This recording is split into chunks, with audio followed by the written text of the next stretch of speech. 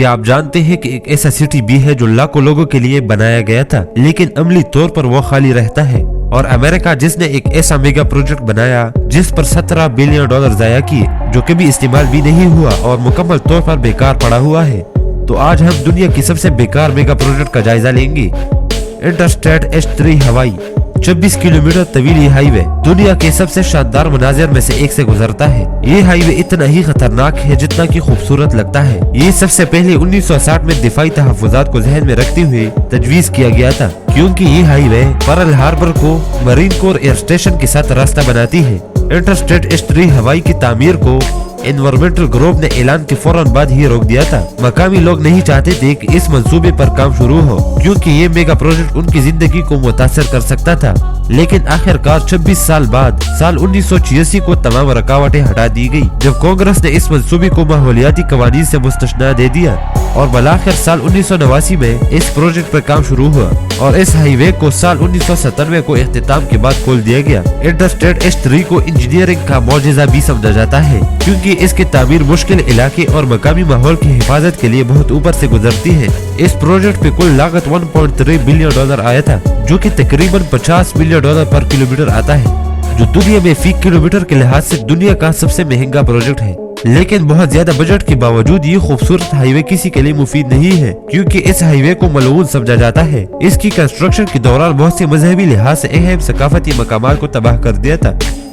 Ciudad airport Spain Europe के सबसे अहम ट्रेवल डेस्टिनेशन में से एक है, इसलिए सियुडाड एयरपोर्ट का ख्याल एक अहम बात थी। इस नए एयरपोर्ट का विजन ये था कि इसे मैड्रिड की पहली बारी बरकम एयरपोर्ट का मुतबादिल बनाया जाए, जिनके पास दुनिया के 5 में से एक तवील तरीन रनवे होगा और एक साल में 20 लाख मुसाफिरों की खिदमत कर सकता है। लेकिन ये मैड्रिड के एयरपोर्ट के मुकाबले में निस्बतन कम तादाद है, जहाँ सालाना 70 लाख मुसाफिरों की खिदमत की जा सकती है। इस प्रोजेक्ट पे मसाइल मंसूबे के मकाम से शुरू हुई, क्योंकि सियुडाड एयरपोर्ट मैड्रिड से 200 किलोमीटर दूर वाक़या था, इसलिए ज्यादातर मुसाफिर दूर दराज मुकाम तक पहुँचने के लिए घंटों सफर से गुरेज करते थे, जिसकी वजह से ज्यादातर एयरलाइन कंपनीज ने यहाँ फ्लाइट ऑपरेशन से मुंह मोड़ लिया। लिहाजा इफ्तिताह के पहले साल के अंदर इस सियुडाड एयरपोर्ट को एक छोटे वक्ती एयरलाइन तक महदूद कर दिया गया, जहाँ साल 2012 तक इस एयरपोर्ट पे 350 मिलियन डॉलर का कर्जा आ गया और मजबूरन साल 2013 को इसे नीलामी के लिए पेश किया गया। ये एयरपोर्ट एक अबेंडन्ड एयरपोर्ट के नाम से भी मशहूर है। नापियर डाओ म्यांमार, यह है म्यांमार का दारुल हुकूमत, जिसको स्क्रैच से बनाया गया था। म्यांमार की साबिक फौजी क़यादत ने साल 2002 में खुफिया तौर पर एक नई दारुल हुकूमत की तामीर शुरू की थी। किसी मुल्क का दारुल हुकूमत तब्दील होना कोई बड़ी बात नहीं, क्योंकि इससे पहले पाकिस्तान, इजिप्ट और ब्राजील जैसे ममालिक माजी में ऐसा कर चुके हैं। नवंबर 2005 में म्यांमार के रहनुमाओं ने आवाम के सामने अपने फैसले का ऐलान किया, लेकिन उन्होंने हैरानकुन तौर पर नई दारुल हुकूमत का नाम खुफिया रखा और 4 माह बाद उन्होंने वो नाम जाहिर कर दिया, नेपियर डाओ, जिसका लफ्जी मतलब है द किंग रेजिडेंस, यानी बादशाह की रिहाइशगाह। दारुल हुकूमत की इस अचानक तब्दीली की वजूहत वाज़ेह नहीं थी। कुछ लोगों का ख्याल था कि फौजी क़यादत समंदर से हमले से खौफजदा थी और बाकी का ख्याल था कि उसे नजूमियों के मशवरे पर मुंतकिल किया गया था।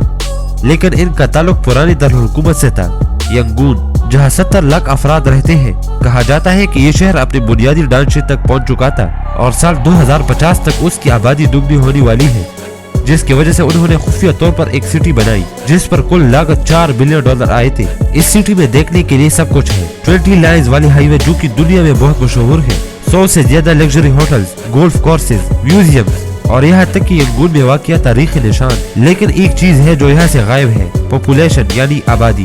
नया दारुल हुकूमत कुछ लोगों का ही घर है, कोई यहाँ खास नहीं रहता। लेकिन सवाल यहाँ ये है कि यहाँ इस नई दारुल हुकूमत में कोई क्यों नहीं रहना चाहता। सेहत की सहूलियात में कमी, तालीमी इदारों की कमी और मवाशी मौके असल वजह है। यहाँ ज्यादातर आबादी शहर को मुस्तकिल घर बनाने से गुरेज़ा है, इसलिए इस जगह को गोस्ट टाउन के नाम से भी जाना जाता है। 20 लाइन वाली हाईवे अमली तौर पर खाली है। इस शहर में एक एयरपोर्ट है जो हर साल 3.5 मिलियन मुसाफिरों को संभाल सकता है, लेकिन बमुश्किल सिर्फ 5 या 10 लोग ही दिन में देखे जा सकते हैं। लेकिन दुनिया की सबसे अजीब दारुल हुकूमत ज्यादातर आबादी के लिए बेकार है, वहाँ कोई भी रहना नहीं चाहता।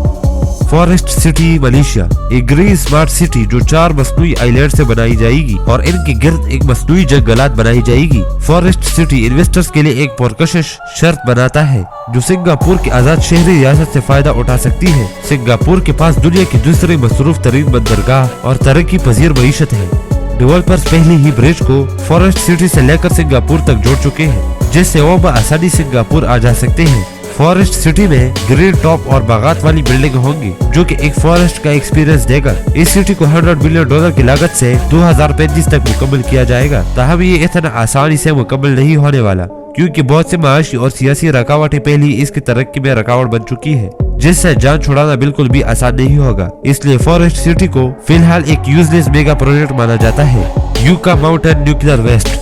इस प्रोजेक्ट ने एक हसास आलमी मसला खड़ा कर दिया था। न्यूक्लियर वेस्ट के बारे में इतनी बात नहीं की जाती जितना कि दीगर माहौलियाती मसाइल। ताहम अगर मुनासिब तरीके से न्यूक्लियर वेस्ट को जखीरा नहीं किया जाता तो ये बहुत ज्यादा मुहलिक बन जाता है। 1980 को अमेरिकी हुकूमत ने न्यूक्लियर वेस्ट की बढ़ती हुई मसले का मुस्तकिल हल तलाश करने की कोशिश की और साल 1987 को यूका माउंटेन्स बेहतरीन ऑप्शन के तौर पर शनाख्त किया गया, जो किसी भी आबादी वाले इलाके से बहुत दूर था। यहाँ प्लान ये था कि मुल्क भर से न्यूक्लियर वेस्ट को यूका माउंटेन के नीचे तकरीबन 300 मीटर के फासले पर टनल कम्प्लेक्स में जमा किया जाए। लेकिन यूका माउंटेन एक आतिश फिशा के राख से बना है, जो लाखों साल पहले बनी थी। यूएसए के पास 34 स्टेट्स में से 100 से ज्यादा न्यूक्लियर रिएक्टर साइट्स है, लेकिन हैरान कुन तौर पर उनमें से कोई भी नेवाडा यानी यूका की करीब नहीं था। तो लोगों ने वाहिद एटमी डंपिंग साइट होने की भरपूर मुखालिफत की और सर्वे टीम पर लोगों ने हाथ खड़ी की। ये जगह जखीरे के लिए बिल्कुल भी मौजूद जगह नहीं है, क्योंकि इससे करीबी पानी के जरिए आलूद होने का खतरा है। लेकिन मुखालिफत के बावजूद साल 2002 में उनको मंजूरी मिल गई और महकमे तवानाई ने काम करना शुरू कर दिया। लेकिन बाराक ओबामा के आते ही उन्होंने इस मंसूबे को नाकाबिल अमल तस्वर किया और उसकी फंडिंग रोक दी। 30 साल बाद वफाकी अदालत ने काम दोबारा शुरू करवाया, लेकिन आखिरकार बाइडेन की हुकूमत ने इस मंसूबे को खत्म कर डाला और कहा कि अब ये प्रोजेक्ट हमारे मुल्क का हिस्सा नहीं होगा। तो दोस्तों, अगर वीडियो अच्छी लगी हो तो काइंडली लाइक फॉलो सब्सक्राइब करें ऐसी ही अच्छी वीडियोस देखने के लिए।